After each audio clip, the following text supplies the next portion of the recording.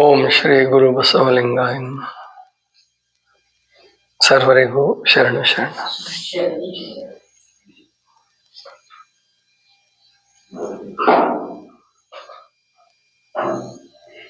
ಧ್ಯಾನ ಅನ್ನುವಂತಹದ್ದು ಭಾರತೀಯ ಸಂಸ್ಕೃತಿ ಜಗತ್ತಿಗೆ ಕೊಟ್ಟ ಒಂದು ದೊಡ್ಡ ಕೊಡುಗೆ. ಯೋಗದ ಒಂದು ಭಾಗವಾಗಿ ಧ್ಯಾನ ಬರುತ್ತೆ. ಪತಂಜಲಿ ಯೋಗ ಸೂತ್ರದಲ್ಲಿ ಅಷ್ಟಾಂಗ ಯೋಗ ಅಂತ ಕೂಡ ಕರೀತಾರೆ. ಅದರಲ್ಲಿ ಧ್ಯಾನಕ್ಕೆ ಎಷ್ಟನೇ ಸ್ಥಾನ ಗೊತ್ತಿದೆಯಾ ಯಾರಿಗಾದ್ರು? ಯಮ, ನಿಯಮ, ಆಸನ, ಪ್ರಾಣಾಯಾಮ, ಪ್ರತ್ಯಾಹಾರ, ಧಾರಣ, ಧ್ಯಾನ, ಸಮಾಧಿ. ಇವು ಅಷ್ಟಾಂಗ ಯೋಗ, ಯೋಗದ ಮೆಟ್ಟಿಲುಗಳು. ಅದರಲ್ಲಿ ಧ್ಯಾನಕ್ಕೆ ಎಷ್ಟನೇ ಸ್ಥಾನ ಇದೆ? 7ನೇ ಸ್ಥಾನ ಇದೆ. ಈ ಧ್ಯಾನದ ಬಗ್ಗೆ ಬಹಳ ಜನ ಏನ್ ಮಾಡಿದ್ದಾರೆ ಅಂದ್ರೆ, ಕೆಲವರು ಬಿಟ್ಟೇ ಬಿಟ್ಟಿದ್ದಾರೆ, ಉದಾಸೀನ ಮಾಡಿಬಿಟ್ಟಿದ್ದಾರೆ. ಪೂಜೆ ಮಾಡೋರು, ಕಾರ್ಯಕ್ರಮ ಮಾಡೋರು, ಭಾಷಣ ಮಾಡೋರು ಧ್ಯಾನದ ಕಡೆ ಗಮನನೇ ಕೊಡಲ್ಲ. ಇನ್ನು ಧ್ಯಾನ ಮಾಡಿಸ್ತೀವಿ ಅಂತಕ್ಕಂಥವ್ರು ಅವರು ಇನ್ನು ಉಳಿದ 6 ಮೆಟ್ಟಿಲುಗಳಿದಾವಲ್ಲ, ಅದರಲ್ಲೂ ಮೊದಲನೇ 2 ಮೆಟ್ಟಿಲುಗಳಿಗಂತೂ ಏನು ಗಮನನೇ ಕೊಡಲ್ಲ. ಯಮ ನಿಯಮ ಹೇಳ್ಕೊಡೋದೇ ಇಲ್ಲ, ಅಥವಾ ಅದರ ಬಗ್ಗೆ ಗಮನ ಕೊಡೋದೇ ಇಲ್ಲ. ಯಮ ನಿಯಮಗಳು ಬಹಳ ಮುಖ್ಯ. ಮೊದಲನೇ ಸ್ಥಾನ ಕೊಟ್ಟಿದ್ದಾನೆ, ಅದನ್ನ ನಾವೆಲ್ಲರೂ ಗಮನಿಸ್ಕೋಬೇಕು. ಇವಾಗ ಧ್ಯಾನ ಅನ್ನೋದನ್ನು ಕೂಡ ಒಂದು ವ್ಯಾಪಾರ ಮಾಡಿಕೊಂಡು ಸುಮ್ಮನೆ ಯಾರೋ ಬನ್ನಿ ಧ್ಯಾನ ಮಾಡಿಸ್ಬಿಡ್ತೀವಿ, ನಿಮಗೆ ಧ್ಯಾನ ಎಲ್ರಿಗೂ ಸುಲಭ ಅಂತ ಹೇಳಿದವರು ಮತ್ತು ಧ್ಯಾನದ ಪ್ರಕಾರಗಳನ್ನ ವಿಭಾಗಿಸಿದ್ರು ಕೆಲವರು. ಧ್ಯಾನ ನಿಜವಾಗಿ ಒಂದೇ. ಈ ನಿದ್ರೆ ಎಷ್ಟಿದೆ? ನಿದ್ರೆ ಒಂದೇ. ಬಹಳ ಅಂದ್ರೆ ಅದರಲ್ಲಿ ಒಂದು 4 ಭಾಗ ಮಾಡ್ತಾರೆ. ಆಲ್ಫಾ, ಬೀಟಾ, ಗಾಮ, ಥೀಟಾ ಏನೋ ಒಂದೇ ಹೇಳ್ತಾರ. ಅಂದ್ರೆ ನಿದ್ದೆ, ಗಾಢವಾದ ನಿದ್ರೆ, ಸ್ವಪ್ನ ನಿದ್ರೆ, ಬಟ್ ನಿದ್ರೆ ಅಂದ್ರೆ ಒಂದೇ. ಹಂಗೆ ಧ್ಯಾನವೂ ಕೂಡ ಒಂದೇ. ಆದ್ರೆ ಧ್ಯಾನದ ರೀತಿಗಳನ್ನ 120 ಧ್ಯಾನದ ರೀತಿಗಳನ್ನ ಬರೆದಿದ್ದಾರೆ ಕೋಶ. ಎಲ್ಲಿಯೂ ಕೂಡ ಯಮ ನಿಯಮಗಳ ಬಗ್ಗೆ ಹೇಳ್ದಂಗೆ ಕಾಣಲ್ಲ. ಪತಂಜಲಿ ಯೋಗ ಸೂತ್ರದ ಬಗ್ಗೆ ಪ್ರವಚನ ಮಾಡಿದಾರ ಅವರು, ಆದ್ರೆ ಯಮ ನಿಯಮಗಳಿಗೆ ಒತ್ತು ಕೊಟ್ಟಿದಾರ ಅಂತ ಗೊತ್ತಿಲ್ಲ ನನಗೆ. ಅಷ್ಟೊಂದೇನು ಒತ್ತು ಕೊಟ್ಟಂಗೆ ಕಾಣಿಸಲ್ಲ. ಯಮ ನಿಯಮಗಳು ಒತ್ತು ಕೊಡದೆ ಹೋದ್ರೆ ಧ್ಯಾನ ಅನ್ನುವಂಥದ್ದು ಸರಳ ಆಗೋದೇ ಇಲ್ಲ. ಅಂದ್ರೆ ಅವು ಗೊತ್ತಿರ್ಬೇಕು ನಿಮಗೆ. ಯಮ ಅಂದ್ರೆ ಯಾವುದು, ನಿಯಮ ಅಂದ್ರೆ ಯಾವುದು. ಯಮ ಅಂತಂದ್ರೆ ಅದರಲ್ಲಿ 5 ಸೂತ್ರಗಳನ್ನ ಅಡಗಿಸಿದ್ದಾರೆ. ಅದು ಅಂತರಂಗ ಶುದ್ಧಿಗೆ ಅತ್ಯಂತ ಅಗತ್ಯವಾಗಿ ಬೇಕಾದಂತಹ 5 ನಿಯಮಗಳು, 5 ಕ್ರಮಗಳು. ಏನಂತ ಹೇಳೋಣ ಅದಕ್ಕೆ?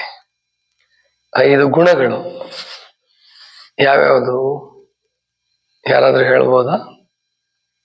ಯಮದಲ್ಲಿ ಬರ್ತಕ್ಕಂಥ 5 ಗುಣಗಳು, 5 ಸೂತ್ರಗಳು: ಅಹಿಂಸಾ, ಸತ್ಯ, ಅಸ್ಥೇಯ, ಬ್ರಹ್ಮಚರ್ಯ, ಅಪರಿಗ್ರಹ. ಗಾಂಧೀಜಿಯವರು ಈ ಯಮ ನಿಯಮಗಳನ್ನು ಇಟ್ಕೊಂಡಿದ್ರು. ತಮ್ಮ ಸೂತ್ರದಲ್ಲಿ 11 ಜೀವನದ ಸೂತ್ರಗಳನ್ನ ಇಟ್ಕೊಂಡಿದ್ರು ಗಾಂಧೀಜಿ. ಅದರಲ್ಲಿ ಯಮ ನಿಯಮಕ್ಕೆ ಬಹಳ ಒತ್ತು ಕೊಡ್ತಾ ಇದ್ರು. ಅಹಿಂಸಾ, ಸತ್ಯ, ಅಸ್ಥೇಯ, ಬ್ರಹ್ಮಚರ್ಯ, ಅಪರಿಗ್ರಹ. ಇದು ಈ 5 ಅಂತರಂಗ ಶುದ್ಧಿಗಾಗಿ ಬೇಕೇ ಬೇಕು. ಇದನ್ನ ನಾವು ಮಾಡಲಾರ್ದೆ, ಸಾಧಿಸ್ಲಾರ್ದೇನೆ ಧ್ಯಾನಕ್ಕೆ ಕೂತ್ಕೊಳ್ಳೋದು ಅಸಾಧ್ಯ. ಧ್ಯಾನಕ್ಕೆ ಕೂತ್ಕೊಂಡ್ರು ಕೂಡ ಒಂದು ಸಣ್ಣ ನಿದ್ದೆ ತೆಗೆಯೋದನ್ನ ಪ್ರಾಕ್ಟೀಸ್ ಮಾಡಬಹುದೇ ಹೊರತು ಆ ಧ್ಯಾನವನ್ನ ಆತ್ಮದರ್ಶನದ ಮಾರ್ಗವನ್ನಾಗಿ ಮಾಡ್ಕೊಳ್ಳೋಕೆ ಕಷ್ಟ, ಸಾಧ್ಯ ಇಲ್ಲ. ಅಹಿಂಸಾ ಅಂದ್ರೆ ಗೊತ್ತಿದೆ ನಮಗೆಲ್ಲ. ಏನು ಅಹಿಂಸಾ ಅಂದ್ರೆ?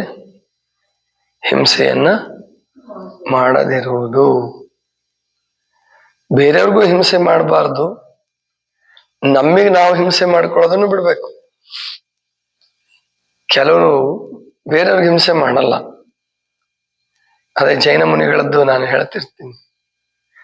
ಅಹಿಂಸಾ ತತ್ವವನ್ನು ಜೈನರು ತುಂಬಾ ಚೆನ್ನಾಗಿ ಅಳವಡಿಸ್ಕೊಂಡಿದ್ದಾರೆ.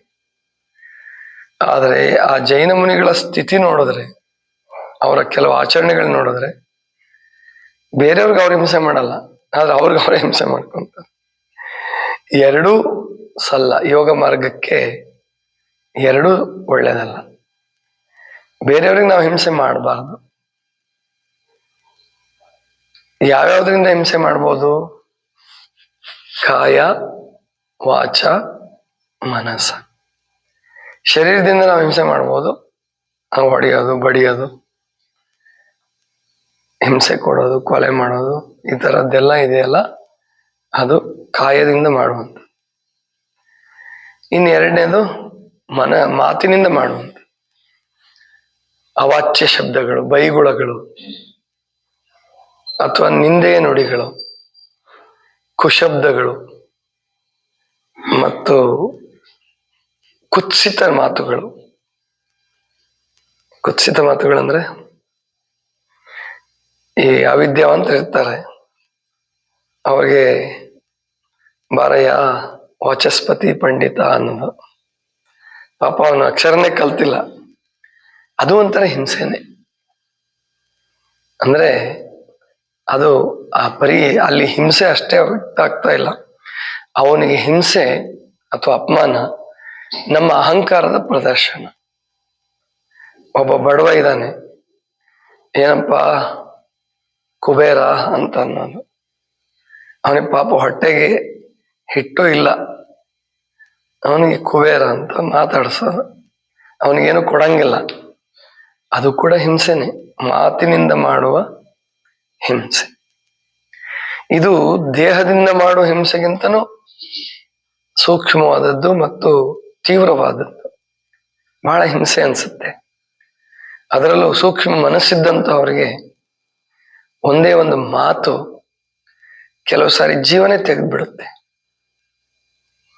ಧ್ಯಾನ ಜೀವಿಗಳು, ಅಧ್ಯಾತ್ಮ ಮಾರ್ಗದಲ್ಲಿ ನಡಿಬೇಕು ಅಂತಕ್ಕಂಥವರು ಇಂತಹದ್ರ ಕಡೆಗೆ ಗಮನ ಕೊಡ್ಲೇಬೇಕು. ಇನ್ನು ಮನಸ್ಸ, ಎಲ್ಲ ಹಿಂಸೆಗಳು ಹುಟ್ಟೋದು ಮೊದಲು ಮನಸ್ಸಲ್ಲೇ. ಶಾರೀರಿಕ ಹಿಂಸೆ ಮಾಡಲಿ, ವಾಚಿಕ ಹಿಂಸೆ ಮಾಡಲಿ, ಎರಡೂ ಹಿಂಸೆಗಳು ಹುಟ್ಟೋದು ಮನಸ್ಸಲ್ಲಿ. ಇನ್ನು ಕೆಲವರಿಗೆ ಶಕ್ತಿ ಇರಲ್ಲ, ದೈಹಿಕವಾಗಿ ಹಿಂಸೆ ಮಾಡಕ್ ಶಕ್ತಿ ಇರಲ್ಲ, ಮಾತಾಡಿದ್ರೆ ಮತ್ತೆ ಏಟ್ ತಿಂತೀವಿ ಅಂತ ಆಗತ್ತೆ. ಅಂಥವರು ಮನಸ್ಸಿನಲ್ಲಿ ಹಿಂಸೆಯನ್ನು ಬಯಸ್ತಿರ್ತಾರೆ. ಅಥವಾ ಸರ್ವಾಧಿಕಾರಿಗಳು, ರಾಜಕಾರಣಿಗಳು ತಮ್ಮ ಮನಸ್ಸಲ್ಲಿ ಹುಟ್ಟಿದಂತಹ ಹಿಂಸೆಯನ್ನ ಸೈನ್ಯದ ಮೂಲಕ ಅಥವಾ ತಮ್ಮ ಅನುಯಾಯಿಗಳ ಮೂಲಕ ಬೇರೆಯವ್ರ ಮೇಲೆ ಪ್ರಯೋಗಿಸ್ತಾರೆ. ಇದು ಕೂಡ ಹಿಂಸೆನೆ. ಮತ್ತು ನಾವು ಇನ್ನೊಬ್ಬರಿಗೆ ಹಿಂಸೆ ಮಾಡಬೇಕಾದ್ರೆ ನಾವು ಯಾವುದೋ ರೂಪದಲ್ಲಿ ಹಿಂಸೆ ಅನುಭವಿಸಿದ್ರೆ ಇನ್ನೊಬ್ಬರಿಗೆ ಹಿಂಸೆ ಮಾಡೋಕೆ ಸಾಧ್ಯ. ಅದಕ್ಕೆ ನಾನು ಹೇಳ್ತಿರ್ತೀನಿ, ಈ ಉಪವಾಸ ಅಂತಕ್ಕಂಥದ್ರಲ್ಲಿ ನಾವು ತಪ್ಪು ಉಪವಾಸ ಕ್ರಮವನ್ನು ಮಾಡಿದ್ರೆ ಮೊದಲು ನಮ್ಮ ಮೇಲೆ ನಾವು ಹಿಂಸೆ ಮಾಡ್ಕೊಂತೀವಿ. ದೇವರ ಹೆಸರಲ್ಲಿ, ಧರ್ಮದ ಹೆಸರಲ್ಲಿ ಬೆಳಗ್ಗೆಯಿಂದ ಸಾಯಂಕಾಲ ತನಕ ನೀರು ಕುಡಿಲಾರದೆ ಉಪವಾಸ ಮಾಡಿಬಿಟ್ರೆ, ಸಾಯಂಕಾಲ ಸಿಕ್ಕಾಪಟ್ಟೆ ತಿಂದ್ರೆ ಅದು ದೇಹಕ್ಕೆ ಹಿಂಸೆನೆ, ದೊಡ್ಡ ಹಿಂಸೆ. ಯಾರು ತನ್ನ ದೇಹವನ್ನ ತಾನು ಹಿಂಸೆಸ್ಕೊಂತಾನ, ಬೇರೆಯವ್ರು ಕೂಡ ಹಿಂಸೆ ಕೊಡಕ್ಕೆ ಅವನು ಹಿಂಜರಿ ಅಲ್ಲ. ಆದ್ರಿಂದ ತನ್ನ ಮೇಲೂ ತಾನು ಹಿಂಸೆ ಮಾಡ್ಕೋಬಾರ್ದು. ಧರ್ಮದ ಹೆಸರಿನಲ್ಲಿ, ದೇವರ ಹೆಸರಿನಲ್ಲಿ. ಅದಕ್ಕೆ ಯೋಗ ಮಾರ್ಗ ಇದೆಯಲ್ಲ, ಅದು ನಮಗೆ ನಿಧಾನವಾಗಿ ಕರ್ಕೊಂಡು ಹೋಗುತ್ತೆ. ಯೋಗ ಮಾರ್ಗ ಪತಂಜಲಿಗಳೆಲ್ಲೂ ಪೂಜೆ ಹೇಳೋದೇ ಇಲ್ಲ. ಪತಂಜಲಿ ಯೋಗದಲ್ಲಿ ಪೂಜೆ ಇಲ್ಲ. ಪತಂಜಲಿ ಯೋಗದಲ್ಲಿ ಮೂರ್ತಿ ಸ್ಥಾಪನೆ ಇಲ್ಲ. ಮೂರ್ತಿ ಪ್ರತಿಷ್ಠಾಪನೆ ಮಾಡಿ ಗುರುಗಳದ್ದು ಮೊದಲು. ಅಷ್ಟೇ ಅಲ್ಲ, ಎಂತಹ ಕ್ರಾಂತಿಕಾರಿ ಅವನು ಅಂದ್ರೆ, ಪ್ರಾರಂಭದಲ್ಲಿ ಮಂಗಲಾಚರಣೆ ಕೂಡ ಅವನು ಮಾಡಲ್ಲ.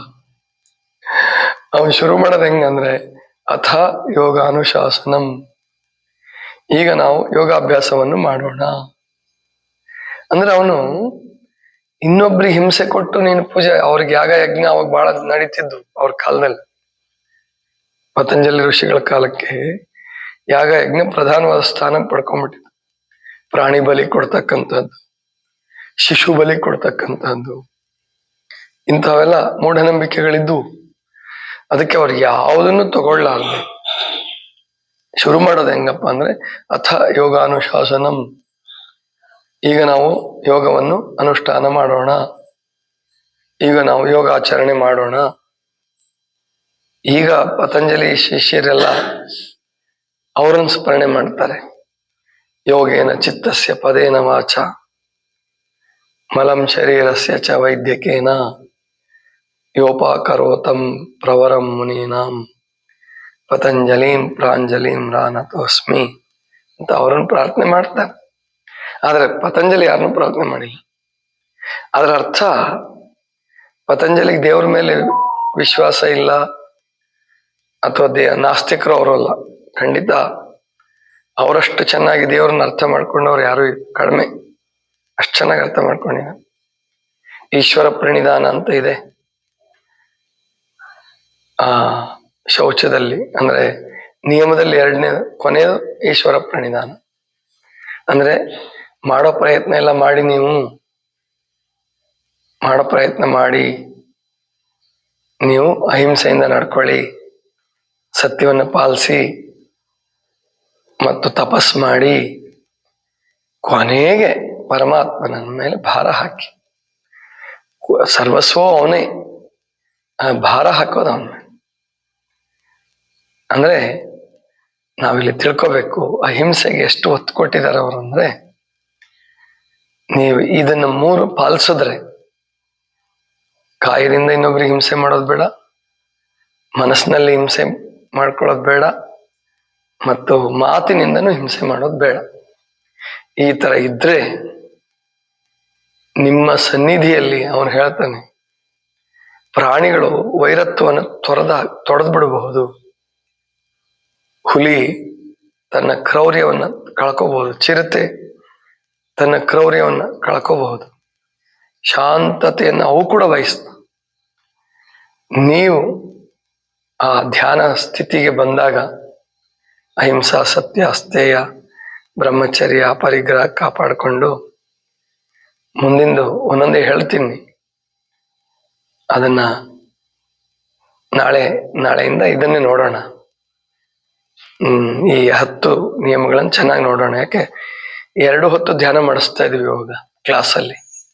9:30 ಒಂದ್ಸಾರಿ, 3:30 ಒಂದ್ಸಾರಿ ಕ್ಲಾಸ್ ಇರುತ್ತೆ. ಆ ಧ್ಯಾನಕ್ಕೆ ಸಿದ್ಧತೆ ಇವು. ಇವತ್ತು ಅಹಿಂಸೆ ಬಗ್ಗೆ ನೋಡಿದ್ದೀವಿ. ಮನಸ್ಸಿನಲ್ಲಿ ಇನ್ನೊಬ್ಬರ ಬಗ್ಗೆ ಹಿಂಸೆಯನ್ನು ಹುಟ್ಟಿಸ್ಕೊಳ್ಳೋದು ಬೇಡ. ಶೋಷಣೆಗೀಡಾದ ವ್ಯಕ್ತಿ ಇನ್ನೊಬ್ಬರ ಬಗ್ಗೆ ಹಿಂಸೆಯನ್ನು ಬಯಸ್ತಾನೋ, ಅದಕ್ಕೆ ಯಾರನ್ನು ಶೋಷಣೆ ಮಾಡಬಾರದು ಅಂತಕ್ಕಂಥದ್ದು ಯೋಗದ ಗುರಿ. ಎಲ್ಲರೂ ಸಮಾನವಾಗಿ ಬದುಕಬೇಕು. ಅದಕ್ಕೆ ಯೋಗ ಪ್ರವೇಶಕ್ಕೆ ಜಾತಿ, ಧರ್ಮ, ಕುಲ, ಗೋತ್ರ, ಹೆಣ್ಣು, ಗಂಡು ಏನು ಹೇಳಲ್ಲ. ಬ್ರಹ್ಮಚರ್ಯ ಪಾಲನೆ ಮಾಡೋದು ಅಂದ್ರೆ ಮದುವೆ ಆಗದೆ ಇರೋದು, ಹೆಣ್ಮಕ್ಳನ್ನ ದೂರ ಮಾಡೋದು, ದ್ವೇಷಿಸೋದು ಅದಲ್ಲ. ಬ್ರಹ್ಮಚರ್ಯದ ವ್ಯಾಖ್ಯಾನನೇ ಬೇರೆ ಇದೆ. ಅದೆಲ್ಲ ಒಂದೊಂದೇ ನೋಡೋಣ. ಇದಿಷ್ಟು ಇವತ್ತಿನ ಚಿಂತನ. ಸರ್ವರಿಗೂ ಶರಣು ಶರಣ.